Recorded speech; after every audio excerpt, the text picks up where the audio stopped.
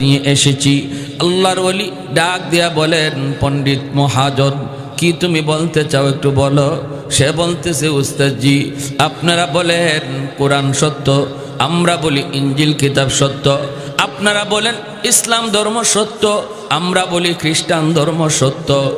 এত বিতর্কের প্রয়োজন নাই, চলুন আমরা একটা চ্যালেঞ্জ করে নিই। চ্যালেঞ্জ কেমন করে তুমি চ্যালেঞ্জ করতে চাও?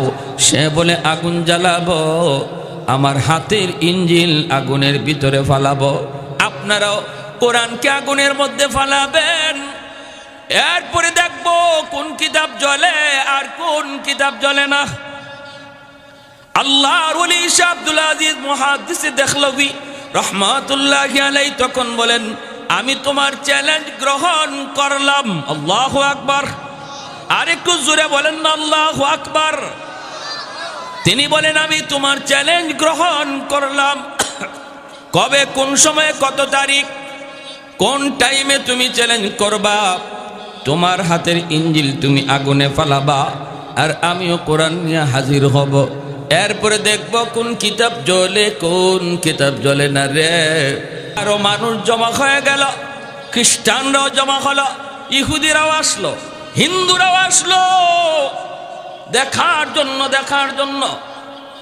যেই মাত্র মানুষের সমাগম, শাহ আব্দুল আজিজ মুহাদ্দিস দেহলভী রাহমাতুল্লাহি আলাইহি মাইকটা হাতে নিয়ে বলেন, উপস্থিত হাজিরিন, আমার পণ্ডিত ভাই, ইনি খ্রিস্টান ধর্মের পণ্ডিত, চ্যালেঞ্জ করেছেন আগুনের মধ্যে উনি ওনার ইঞ্জিল ফালাবে আর আমি আমার কোরআন ফালাবো। এরপরে দেখা যাবে কোন কিতাব জ্বলে কোন কিতাব জ্বলে না।